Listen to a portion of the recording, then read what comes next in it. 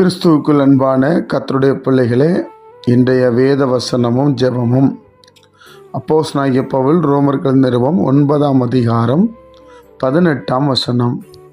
ஆதலால் எவன் மேல் இரக்கமாயிருக்க சித்தமாயிருக்கிறாரோ அவன் மேல் இரக்கமாயிருக்கிறார், எவனை கடினப்படுத்த சித்தமாயிருக்கிறாரோ அவனை கடினப்படுத்துகிறார். என் அன்பு கர்த்தருடைய பிள்ளைகளே, வேத வசனம் எவ்வளோ அழகாய் சொல்லப்பட்டிருக்கிறது. அதனால் கர்த்தர் நம்ம மேலே பார்ஷியாலிட்டி காண்பிக்கிறார் நம்ம நினைக்க முடியுமா? நினைக்க முடியாது. நீங்களும் சற்று யோசித்து நம்ம பார்க்கணும். நம்ம இடத்துல அதிகமாய் அன்பு கூறுகிற பிள்ளைகளுக்கு நம்ம அதிகமாக இறங்குவோம். தவறு செய்கிற பிள்ளைகளை திருத்தி கொடுக்கணும்னு நினைப்போம், தண்டனை கொடுப்போம், தப்புன்னு உணர்த்துவோம். தேவனுடைய பிள்ளைகளே, நம்முடைய பரம தகப்பனும் அப்படி தான். அதனால தான் சிலருக்கெல்லாம் இரக்கம் ஈஸியாக கிடைக்கும். நம்ம நினைப்போம், இவன் எவ்வளவு தப்பு பண்ணுகிறான், இவன் அங்கங்கே தப்பிச்சு வருகிறானே என்று சொல்லி.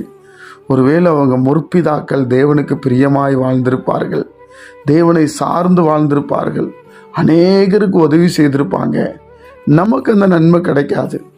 நீங்களும் நானும் இப்போ நன்மை செஞ்சால் நம்ம சந்ததிகள் ஆசீர்வாதமாக இருப்பாங்க.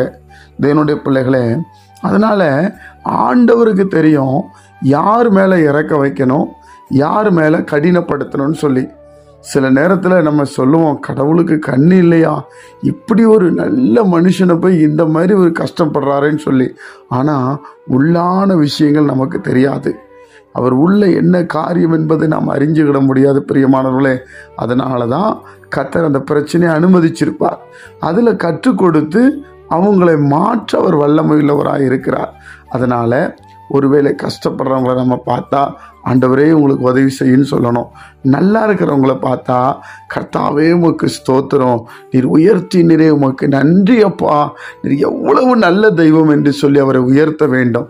அப்போ நம்ம தப்பு பண்ணாலும் தேவன் நமக்கு தவறை சுற்றி காட்டி உணர்த்தி நம்மளை அவர் பக்கம் உயிர்ப்பிக்க அவர் வல்லமையுள்ளவராக இருக்கிறார். என் அன்பு கர்த்தருடைய பிள்ளைகளே, அப்போ தேவனுடைய பிள்ளைகள் நாம் யாரை பார்த்தும் கவலைப்பட வேண்டியதில்லை. கர்த்தர் நம்ம மேலே இரக்கம் வைத்தால் கட்டாயம் இரக்கம் வரும். அதை அறிஞ்சு கொள்ள வேண்டும். ஜெபிப்போமா? பரிசுத்த பிதாவே, உம்முடைய குமாரன் இயேசுவின் நாமத்தில் வருகிறோம். இந்த நாளை நீர் எங்களுக்கு ஆசீர்வதித்து தாரும். உம்முடைய சமாதானம் உண்டாகட்டும். எங்கள் மேலே இரக்கமாக இருங்க ஆண்டவரே. எங்கள் முற்பிதாக்கள் செய்த பாவங்கள் அக்கிரமங்கள் எல்லாம் மன்னிக்கப்பட்டு உம்முடைய பிள்ளையாயங்களை மாற்றுங்க. நீங்கள் கொடுக்குற ஆசீர்வாதத்தில் வாழ எங்களுக்கு உதவி செய்யுங்க.